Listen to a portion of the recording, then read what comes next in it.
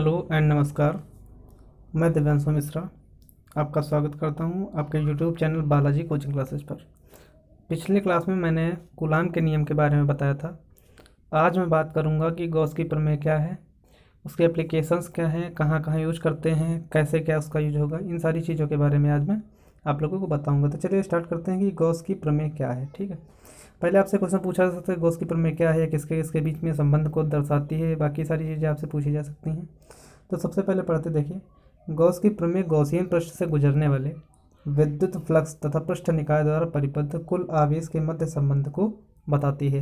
यानी आप कह सकते हैं कि जो विद्युत फ्लक्स होता है, ठीक है, और जो आपका आवेश होता है, इसके जो मध्य संबंध निकालते हैं वही आपकी क्या कहलाती है, गॉस की प्रमेय कहलाती है। बट आपकी अगर रियल परिभाषा की बात की जाएगी कि परिभाषा क्या है, उसको आप लिखेंगे कैसे, तो ध्यान से देखिए, लिखा है कि गॉस की प्रमेय के अनुसार, ठीक है, गॉस की प्रमेय के अनुसार किसी बंद निकाय से गुजरने वाला विद्युत फ्लक्स उस निकाय द्वारा परिबद्ध कुल आवेश Q का 1/ε0 गुना होता है। ठीक, यानी यहाँ पे आवेश क्या माना गया है, आपका जो है वो Q है। यानी जब आप कभी भी हम Q का 1/ε0 निकालेंगे, यानी Q का, यानी Q मल्टीप्लाई 1/ε0 जब निकालेंगे तो वही क्या कहलाती है, आपकी गॉस की प्रमेय कहलाती है। ठीक है, तो यानी कह सकते हैं कि आप इसके संबंध के बारे में, कि यानी विद्युत फ्लक्स और आवेश के मध्य जो संबंध बताती है उसे ही क्या बोलते हैं, हम गॉस की प्रमेय बोलते हैं।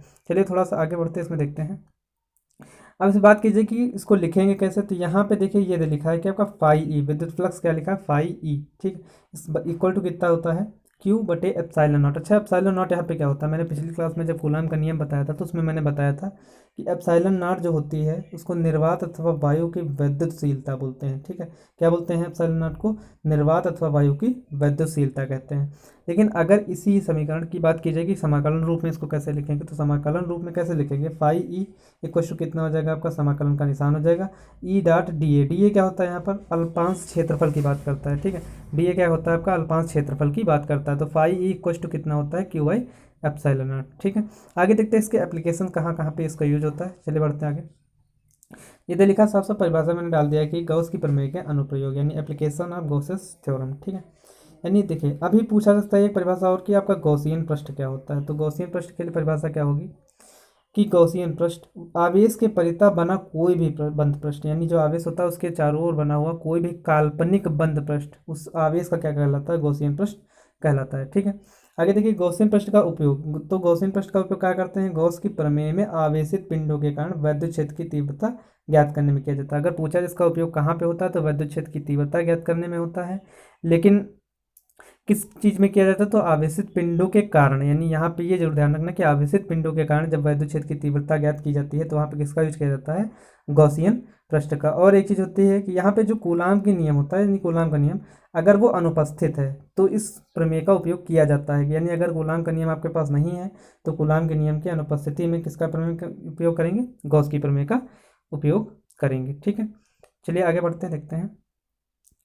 यहाँ पे देखिए आगे फिर और है, बाकी अब सारी चीज़ें एप्लीकेशंस उसके बारे में कैसे क्या है, कहाँ क्या क्या निकाली जाती हैं, उन चीज़ों के बारे में देखते हैं। इस प्रमेय का उपयोग अनंत लंबाई के समान रूप से सीधे आवेशित तार के समीप विद्युत क्षेत्र की तीव्रता ज्ञात करने में किया जाता है।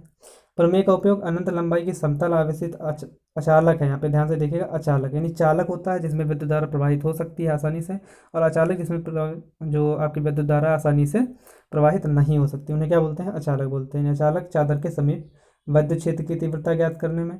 ठीक है, इसको आप स्क्रीनशॉट लेके आप याद कर लीजिएगा। और आगे बढ़ते हैं। प्रमेय का उपयोग अनंत लंबाई की समतल आवेशित चालक प्लेट, उसमें था अचालक और इसमें क्या है आपका चालक प्लेट के निकट जो है बाहर क्या करते हैं, विद्युत क्षेत्र की तीव्रता ज्ञात करने में यूज किया जाता है। फिर प्रमेय का उपयोग दो अनंत लंबाई की समान पृष्ठ घनत्व की समतल आवेशित अचालक प्लेटों के मध्य तथा बाहर विद्युत क्षेत्र की तीव्रता ज्ञात करने में किया जाता है। यानी मध्य में भी ज्ञात कर सकते हैं और बाहर भी ज्ञात कर सकते हैं। ठीक है, आगे देखते हैं।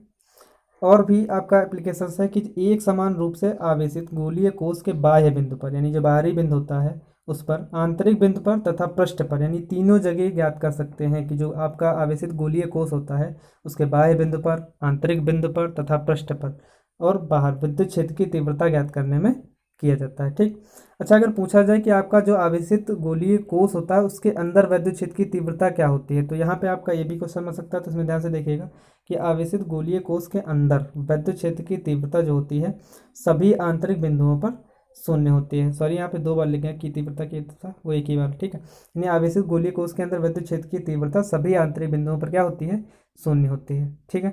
आई होप आपको समझ आ रहा होगा। अब चलते हैं इसका जो आपका पैरामीटर्स हैं, यानी जो इसका प्रूफ है, उसके बारे में मैं आप लोगों को बताऊंगा। आगे बढ़ने से पहले थोड़ा सा चित्र के बारे में समझ लेते हैं। यहाँ पे ध्यान से देखिएगा कि ये यहाँ पर एक लिखा है प्लस क्यू, यानी यहाँ पर आवेश है, वो आपका क्या दिया गया है, मध्य बिंदु दिया गया है। ए आपका पूरा क्षेत्रफल है।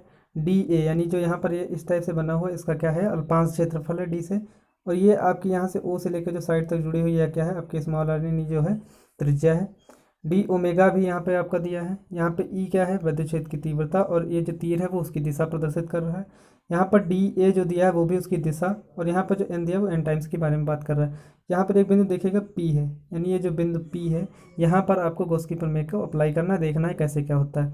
अच्छा, बात अगर यहाँ पे करेंगे ओमेगा, तो ओमेगा क्या होता है आपका, घन कोण होता है। ओमेगा क्या होता है, घन कोण होता है। यानी अगर ओमेगा पूछा जाए कि घन कोण कहाँ पे यूज होगा, तो आपका जो क्षेत्रफल होता है और आपकी जो दूरी होती है, यानी बीच की दूरी होती है, जो त्रिज्या होती है, यानी अगर हम कोई भी गोला है, मान लीजिए यहाँ पर भी कोई गोला है, ठीक, इसका जो मध्य बिंदु से अगर आप उसकी परिधि को मिला देते तो उसकी क्या कहलाती है, त्रिज्या कहलाती है। यानी जो उसका क्षेत्रफल निकालेंगे, अगर वृत्त दिया तो वृत्त का क्षेत्रफल और बटे में उसकी त्रिज्या का स्क्वायर करके अगर हम उन दोनों का रेशियो निकालते तो वही क्या कहलाता है, आपका घनकोण कहलाता है। लेकिन बात अगर की जाएगी कि कभी अगर अल्पांश की बात आएगी, यानी अगर अल्पांश में आपको घनकोण निकालना होगा, तो अल्पांश क्या करना होगा, आपको क्षेत्रफल को अल्पांश कर देना होगा, बाकी सेम वही रहेगा। केवल क्या करना है कि अगर आपको अल्पांश में घनकोण निकालना है तो अल्पांश का ही क्षेत्रफल आपको निकालना होगा। इसीलिए नीचे लिखा कि घनकोण, यानी घनकोण क्या होता है, ओमेगा होता है। लेकिन जब कभी भी आप डी ओमेगा निकालेंगे तो क्या होगा, डी ए अपान में क्या हो जाएगा, आर स्क्वायर। ये आपको समझ के रखना, क्योंकि इसका आगे काफ़ी ज़्यादा यूज होने वाला है। अभी मैंने आप लोगों को घनकोण के बारे में बताया। अब आगे देखते हैं, यहाँ पे जो आपका दिया हुआ है डेल्टा ए लिखा है, डेल्टा ए क्या है आपका, पृष्ठीय क्षेत्रफल। देखते हैं तो पृष्ठीय क्षेत्रफल क्या होता है, 4 पाई r स्क्वायर। फार्मूला आपको याद करना पड़ेगा कि जो पृष्ठीय क्षेत्रफल फार्मूला क्या होता है, 4 पाई r स्क्वायर, ठीक है। ओमेगा बराबर क्या बताया था कि डेल्टा ए बटे में कितना होता है आपका, आर स्क्वायर होता है। और डेल्टा ए की जगह कितना हो जाएगा, 4 पाई r स्क्वायर, क्योंकि यहाँ पर हम पृष्ठीय क्षेत्रफल का मान रखेंगे तो 4 पाई r स्क्वायर बटे में कितना आपका, आर स्क्वायर। यानी यहाँ पे आर स्क्वायर और आर स्क्वायर दोनों क्या होंगे, कैंसिल आउट हो जाएंगे। तो बचा कितना, केवल आपका 4 पाई बचेगा। कितना बचेगा, 4 पाई।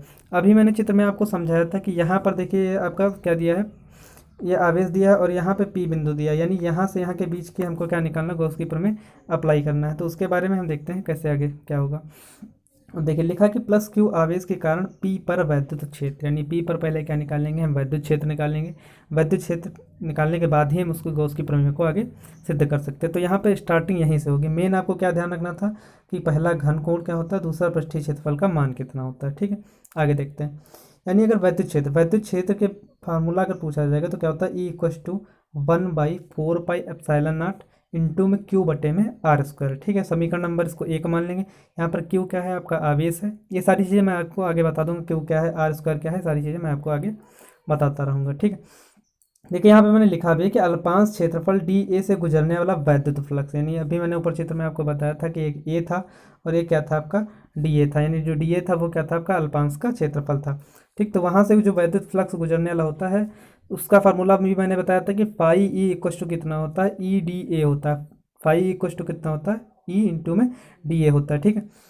देखिए D phi E equal to में ई और डी ए। यहाँ पर देखिए ऊपर तीर टाइप का लगा, उसको बोलते हैं वेक्टर, यानी vector E dot vector D A, यानी D phi E equal to vector E dot vector D A formula होता है। और इसकी ध्यान दीजिएगा कि यहाँ पे अगर मान लीजिए मैंने नीचे लिखे हुए हैं सारी चीज़ें कि अगर वेक्टर ए डॉट वेक्टर भी है तो ए बी कॉस थीटा बनेगा। यहीं पर अगर वेक्टर ए क्रॉस वेक्टर भी है तो ए बी साइन थीटा होता है। तो यहाँ पे ध्यान से देखें, टी फाई ई बराबर कितना लिखा हो, वेक्टर ई और डॉट में वेक्टर डी ए, तो ई डी ए हो जाएगा, यानी ई और डी ए इंटू में क्या हो जाएगा आपका, कॉस थीटा हो जाएगा। क्योंकि मैंने बता रखा है कि vector A dot vector B बराबर कितना होता है, ए बी कॉस थीटा होता है। यहीं पर अगर क्रॉस लगा होता है, यानी जहाँ पर ये डॉट लगा हुआ, अगर यहीं की जगह क्रॉस लगा होता तो क्या होता, E D A sine theta बन जाता है। लेकिन यहाँ पे क्या है, डॉट, इसीलिए क्या हो जाएगा, ए बी कॉस थीटा। अब ये मान जो हमने ऊपर निकाला था ई का मान, ठीक है, ई बराबर 1/4 पाई क्यू बटे आर स्क्वायर, वो कहाँ रख देंगे, समीकरण नंबर 2 में। तो वही लिखा समीकरण 1 में ई का मान जो है वो समीकरण 2 में रखने पर, समीकरण 1 से ई का मान समीकरण नंबर 2 में रखने पर। यहाँ पे देखिएगा था डी फाई ई बराबर ई की जगह पूरा मान रखेंगे तो कितना था 1/4 पाई एप्सिलॉन नॉट Q/r²। बाकी आपका क्या बचा डी ए कॉस थीटा, तो डी ए कॉस थीटा आगे आपका इधर लगा रहेगा। ठीक है, अब देखिए आगे डी फाई ई। अब यहाँ पे मैंने क्या किया, क्यू को 1 से गुणा करेंगे तो कितना हो जाएगा, ऊपर क्यू हो जाएगा, तो Q/4 pi epsilon not into में Q/4 pi epsilon not into में डी ए कॉस थीटा बट्टे में कितना हो जाएगा आपका r²। यहाँ से मैंने थोड़ा सा अलग कर दिया कि डी फाई ई बराबर क्यू का ऊपर मल्टीप्लाई कर दिया, r² D A cos theta के नीचे में भेज दिया। ठीक है, आगे देखते हैं। यहाँ पे देखिए, यहाँ पे देखिए डी फाई ई, ठीक है, डी फाई ई बराबर Q/4 pi epsilon not into में क्या हो जाएगा डी ओमेगा। डी ओमेगा के बारे में मैंने अभी बता रखा है कि डी ओमेगा बराबर क्या होता है, डी ए कॉस थीटा बटे में क्या हो जाएगा r²। डी ओमेगा क्या होता है, घन कोण होता है, अभी मैंने इसके बारे में परिभाषा बताया था। यहाँ पे डी ए बटे r² इसका क्या होता है, फार्मूला होता है, जो कि घन कोण के बारे में बोलते हैं। लेकिन अगर बात की जाए कि यहाँ पे तो अभी डी फाई ई क्या है, अल्पांश के लिए है, वैद्युत फ्लक्स जो निकल रहा है वो अल्पांश से देख रहे हैं। ठीक, लेकिन अगर हम पूरे तौर से देखें यानी पूर्ण रूप से अगर देखा जाएगा तो क्या होगा, पूर्ण रूप के लिए क्या करना पड़ेगा, आपको इसका समाकलन करना पड़ेगा। क्या करना पड़ेगा, समाकलन करना पड़ेगा। तो इसीलिए मैंने लिखा कि संपूर्ण पृष्ठ ए से बाहर निकलने वाला वैद्युत फ्लक्स, यानी जो बाहर निकलेगा उसका संपूर्ण वैद्युत फ्लक्स क्या होगा, तो वो क्या होता है फाई ई। तो फाई ई कहाँ से मिलेगा, जब डी फाई ई का क्या करेंगे हम समाकलन करेंगे। तो डी फाई ई का समाकलन यानी देखेंगे तो फाई ई इक्वल टू समाकलन Q/4 pi epsilon not into में डी ओमेगा, क्योंकि यहाँ से समीकरण नंबर 3 से मान निकल आया था डी फाई ई का मान। तो डी फाई ई का मान कहाँ पे रख देंगे, आके इस वाले समीकरण में रखेंगे। तो यहाँ पे डी फाई ई का मान कितना दिया था Q/4 पाई एप्सिलॉन नॉट और डी ओमेगा उसको उठा के यहाँ पे मैंने रख दिया। अच्छा, यहाँ पे अगर एक चीज़ देखी जाए, Q/4 पाई एप्सिलॉन नॉट, तो Q/4 पाई एप्सिलॉन नॉट है वो क्या होता है आपका कांस्टेंट मानते हैं। जो भी चीज़ें कांस्टेंट होती है समाकलन में वो क्या आ जाती हैं, आगे आ जाती है। तो फाई ई इक्वल टू क्या आ जाएगा, Q/4 पाई एप्सिलॉन नॉट बाहर आ जाएगा, अंदर क्या बचेगा, केवल एप्सिलॉन नॉट डी ओमेगा बचेगा। अच्छा, डी ओमेगा का भी मान मैंने भी ऊपर आपको बता दिया था कि यहाँ पर जो पृष्ठीय क्षेत्रफल होता है, पृष्ठीय क्षेत्रफल बराबर क्या होता है 4 पाई r² होता है, और नीचे में भी क्या होता है r² कैंसिल हुआ था, तो कितना बचा था आपका, केवल 4 पाई बचा हुआ था। ठीक है,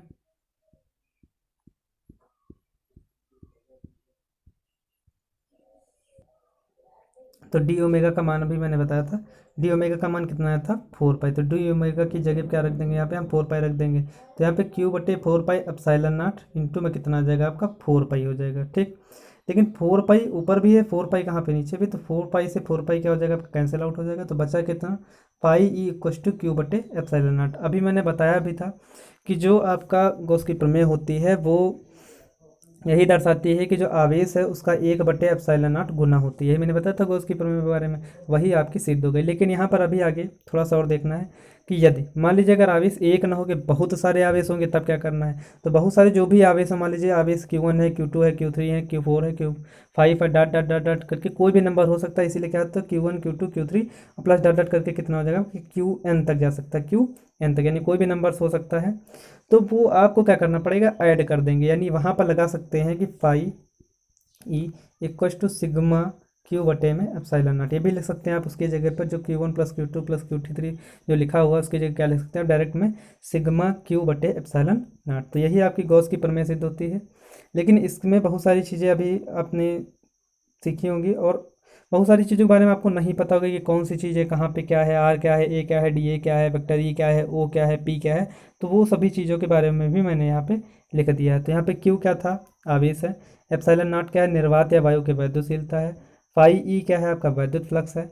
अच्छा, अगर पूछा जाए कि 1/4 पाई एप्सिलॉन नॉट का आंशिक मान क्या होता है, मैंने कूलाम के नियम के मैं बता चुका हूँ, लेकिन फिर से बता रहा हूँ कि 9 × 10⁹ या 9 × 10⁹ होता है। यहाँ पे आर क्या है, स्मॉल आर जो त्रिज्या है, ए क्या है संपूर्ण पृष्ठीय क्षेत्रफल है, डी ए क्या है अल्पांश पृष्ठीय क्षेत्रफल है, वेक्टर ई क्या है वैद्युत क्षेत्र को प्रदर्शित करता है, उसकी दिशा को प्रदर्शित करता है, ओ क्या है यहाँ पे वृत्त का केंद्र है, और यहाँ पे जो पी है, ठीक है, जो पी है तो वो क्या है कि वह बिंदु है कि जहाँ पर वैद्युत क्षेत्र हमको क्या करना है, ज्ञात करना था। ठीक, Q1 Q2 Q3 dot dot Qn क्या है, अन्य आवेश हैं।